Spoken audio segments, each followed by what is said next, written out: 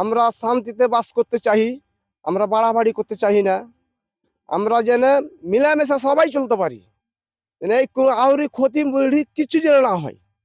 আমরা এখন ধরেন ফসল খুশিয়ে গেছে, আমাদের কিভাবে তুলবো, কিভাবে সব তো ঝরে গেল।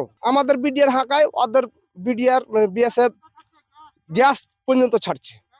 আমরা কি করে চলতে পারি? আমরা বর্ডার চলতে পারবো কি? আমরা আবাদ করি কোনো জিনিস আমরা ওর সাথে কোনো ভালোভাবে ব্যবহার করে চলি। এখন তো যেতে পারছি না জমিতে, নিজের জমিতে যেতে পারছি না, খাই ক্ষতি, ধরেন আলু, পেঁয়াজ, শস্য সবই ক্ষতি। আপনার বোরের বাগান, আমের বাগান সবকে ঝুড়ে ফেলে দেয়, পেঁয়াজ রসুন যা সব উপরে ফেলে দেয়, টমাটোলের গাছ সবকে আপনার ক্ষতি করে দেয়। এখন জমিতে যেতে পারছি না এখন, এমন পরিস্থিতি।